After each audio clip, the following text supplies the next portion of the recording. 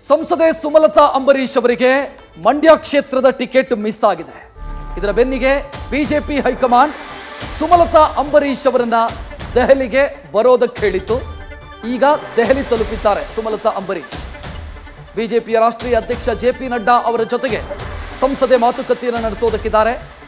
ಮಂಡ್ಯ ಕ್ಷೇತ್ರವನ್ನು ಜೆಡಿಎಸ್ಗೆ ಬಿಟ್ಟು ಕೊಟ್ಟಿದೆ ಬಿಜೆಪಿ. ಈ ಬಗ್ಗೆ ನಡ್ಡಾ ಜೊತೆ ಚರ್ಚೆ ಮಾಡೋದಕ್ಕಿದ್ದಾರೆ ಸುಮಲತಾ.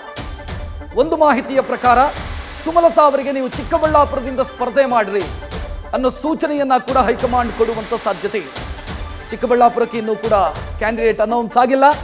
ಸುಮಲತಾ ಅಂಬರೀಶ್ ಅವರಿಗೆ ಚಿಕ್ಕಬಳ್ಳಾಪುರ ಟಿಕೆಟ್ ಆಫರ್ ಅನ್ನ ಹೈಕಮಾಂಡ್ ಕೊಡುವಂತ ಸಾಧ್ಯತೆ ಇದೆ.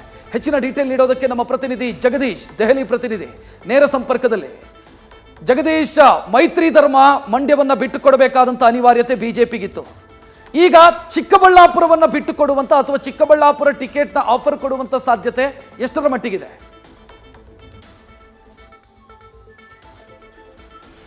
ರಕ್ಷತ್, ಸುಮಲತಾ ಅವರಿಗೆ ಬಿಜೆಪಿಯಿಂದನೇ ಕಣಕ್ಕಿಳಿಸಬೇಕು ಅನ್ನುವಂತಹ ಲೆಕ್ಕಾಚಾರ ಈಗಾಗಲೇ ಬಿಜೆಪಿಯ ಹೈಕಮಾಂಡ್ ಪ್ಲಾನ್ ಮಾಡಿಕೊಂಡಿದೆ. ಆದ್ರೆ ಮಂಡ್ಯದಿಂದ ಯಾವುದೇ ಕಾರಣಕ್ಕೂ ಸಹಿತ ಕೊಡೋದಕ್ಕೆ ಆಗುದಿಲ್ಲ. ಕಾರಣ ಏನು ಅಂತಂದ್ರೆ ಅಲ್ಲಿ ಈಗಾಗಲೇ ಜೆಡಿಎಸ್ಗೆ ಬಿಟ್ಟುಕೊಟ್ಟಿರುವಂತಹ ಕಾರಣಕ್ಕಾಗಿ ಸುಮಲತಾ ಅವರಿಗೆ ಬೇರೆ ಕಡೆಗೆ ಆಲ್ಟರ್ನೇಟಿವ್ ಆಗಿ ವ್ಯವಸ್ಥೆಯನ್ನು ಮಾಡಬೇಕಾಗುತ್ತೆ. ಹಾಗಾಗಿ ಚಿಕ್ಕಬಳ್ಳಾಪುರದಿಂದ ಅವರಿಗೆ ಟಿಕೆಟ್ ಅನ್ನು ಕೊಡಬೇಕು ಅನ್ನುವಂತಹ ವಿಚಾರ ಚರ್ಚೆ ನಡೀತಾ ಇರುವಂತದ್ದು. ಆದ್ರೆ ಇದಕ್ಕೆ ಸುಮಲತಾ ಅವರು ಎಷ್ಟರ ಮಟ್ಟಿಗೆ ಒಪ್ಪಿಕೊಳ್ತಾರೆ ಅನ್ನುವಂತಹ ಪ್ರಶ್ನೆ ಮೂಡ್ತಾ ಇರುವಂತದ್ದು.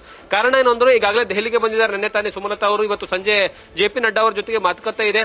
ಚಿಕ್ಕಬಳ್ಳಾಪುರನ ಯಾಕೆ ಮಾಡಲಾಗ್ತಾ ಇದೆ ಅಂತ ನೋಡ್ತಾ ಹೋದ್ರೆ ಅಲ್ಲಿ ಒಕ್ಕಲಿಗ ಮತಗಳು ಅತಿ ಹೆಚ್ಚಿನ ಪ್ರಮಾಣದಲ್ಲಿ ಇದಾವೆ. 7,40,000ಕ್ಕೂ ಹೆಚ್ಚು ಮತಗಳು ಅಲ್ಲಿ ಇರುವಂತಹ ಕಾರಣಕ್ಕಾಗಿ ಮತ್ತೆ ಎರಡನೇ ಸಮುದಾಯ ಅತಿ ಹೆಚ್ಚಿರುವಂತದಲ್ಲಿ ಏನಂದ್ರೆ ಬಲಿಜ ಸಮುದಾಯ 1.5 ಲಕ್ಷಕ್ಕೂ ಹೆಚ್ಚು ಜನ ಇದ್ದಾರೆ.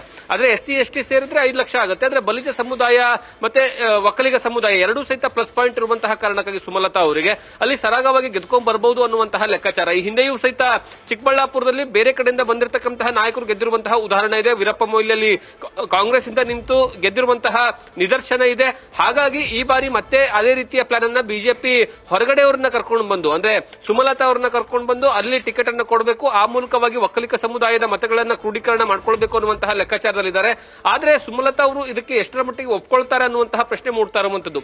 ಕಾರಣ ಏನು ಅಂದ್ರೆ ಸುಮಲತಾ ಅವರು ಮಂಡ್ಯವನ್ನ ಬಿಟ್ಟು ಹೊರಗಡೆ ಬರೋದಿಲ್ಲ ಅನ್ನುವಂತಹ ವಿಚಾರವನ್ನ ಹೇಳಿದ್ರು. ಹಾಗಾದ್ರೆ ಇವತ್ತು ಬಿಜೆಪಿಯ ಹೈಕಮಾಂಡ್ ನಾಯಕರು ಯಾವ ರೀತಿಯಾಗಿ ಸುಮಲತಾ ಅವರಿಗೆ ಕನ್ವಿನ್ಸ್ ಮಾಡ್ತಾರೆ, ಮತ್ತೆ ಅದರ ಜೊತೆಗೆ ಒಂದು ವೇಳೆ ಅವರು ಚಿಕ್ಕಬಳ್ಳಾಪುರದಿಂದ ನಿಲ್ಲೋದಿಲ್ಲ ಅಂದ್ರೆ ಅವರಿಗೆ ಆಲ್ಟರ್ನೇಟಿವ್ ಆಗಿ ರಾಜ್ಯಸಭೆಗೆ ಕರ್ಕೊಳ್ಬೇಕು ಅನ್ನುವಂತಹ ಚರ್ಚೆಯೂ ಸಹಿತ ನಡೀತಾ ಇದೆ. ಹಾಗಾಗಿ ಇವತ್ತಿನ ಸಂಜೆಯ ನಂತರ ಸಭೆಯ ನಂತರ ಅಂತಿಮವಾಗಿ ನಿರ್ಧಾರ ಆಗುತ್ತೆ. ಇನ್ನೊಂದು ಕಡೆಗೆ ಚಿಕ್ಕಬಳ್ಳಾಪುರದಿಂದ ಬಹಳಷ್ಟು ಏನಂದ್ರೆ ಈ ಬಾರಿನ ಲೋಕಸಭೆಯಲ್ಲಿ ನಿಲ್ಲಬೇಕು ಅನ್ನುವಂತಹ ಕಾರಣಕ್ಕಾಗಿ ಡಾಕ್ಟರ್ ಸುಧಾಕರ್ ಅವರು ಎಲ್ಲಾ ರೀತಿಯ ಪ್ರಯತ್ನಗಳನ್ನ ಮಾಡ್ತಾ ಇದ್ದಾರೆ. ಮತ್ತೊಂದು ಕಡೆಗೆ ಈಗಾಗಲೇ ಅಲ್ಲಿ ಏನಂದ್ರೆ ವಿಶ್ವನಾಥ್ ಅವರ ಮಗ ಸುಪುತ್ರನು ಸಹಿತ ಯಲಹಂಕ ಶಾಸಕ ಅವರು ಸಹಿತ ಪ್ಲಾನ್ ಅನ್ನ ಮಾಡ್ಕೊಳ್ತಾ ಇದ್ದಾರೆ. ಬಹಳಷ್ಟು ಓಡಾಟವನ್ನು ನಡೆಸ್ತಿದ್ದಾರೆ. ಹೈಕಮಾಂಡ್ ಮೇಲೆ ಒತ್ತಡ ಹೇರುವಂತಹ ತಂತ್ರವನ್ನ ಮಾಡ್ತಿದ್ದಾರೆ. ಅದರ ಜೊತೆಗೆ ನೀವು ಓವರಾಲ್ ಚಿಕ್ಕಬಳ್ಳಾಪುರದ ವಿಧಾನಸಭೆಯ ಕ್ಷೇತ್ರಗಳನ್ನು ನೋಡ್ತಾ ಹೋದ್ರೆ 1 to 8 ವಿಧಾನಸಭಾ ಕ್ಷೇತ್ರಗಳು ಬರ್ತವೆ.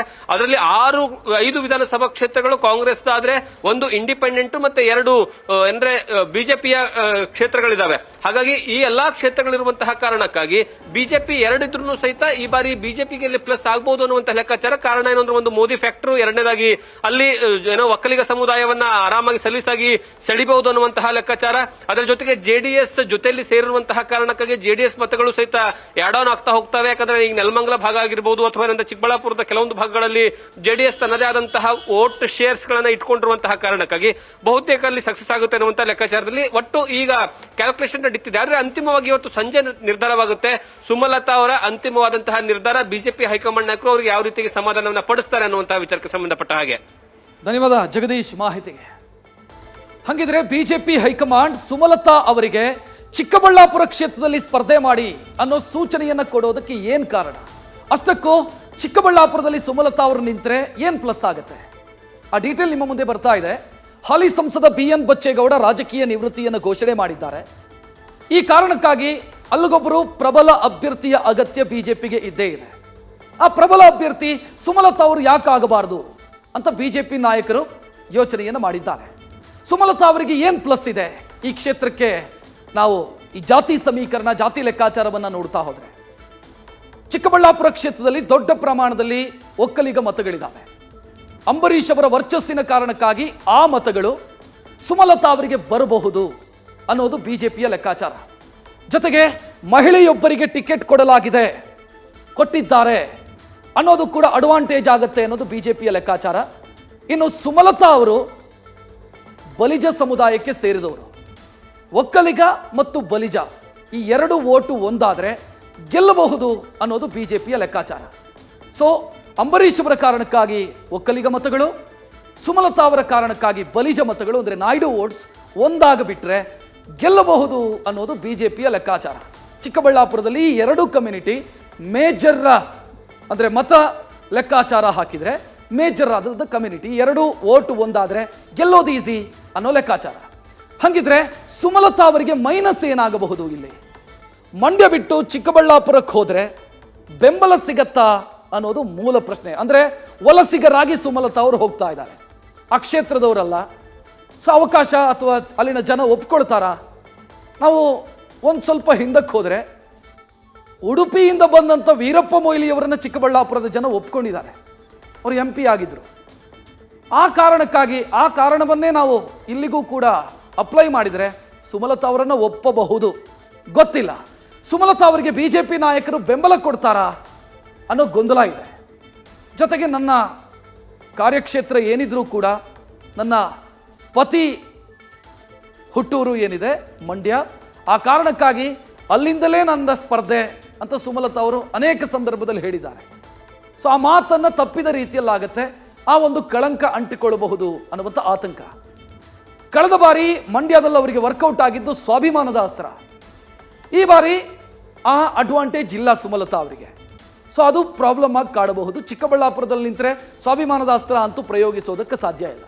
ಇನ್ನು ಕಾಂಗ್ರೆಸ್ಗೆ ವಲಸೆ ಅಭ್ಯರ್ಥಿ ಎನ್ನುವಂಥ ಅಸ್ತ್ರ ಸಿಕ್ಕಂತಾಗತ್ತೆ. ನಮ್ಮ ಅಭ್ಯರ್ಥಿ ಇಲ್ಲಿನವರೇ, ನಿಮ್ಮ ಅಭ್ಯರ್ಥಿ ವಲಸೆ ಅಭ್ಯರ್ಥಿ, ಈ ರೀತಿ ಮಾಡಬಹುದು.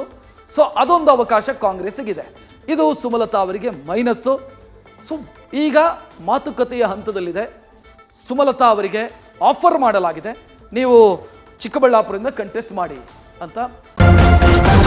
ನ್ಯೂಸ್ ಫಸ್ಟ್ ನಿರ್ಭೀತಿಯಿಂದ ನಿಮ್ಮ ಪರವಾಗಿ.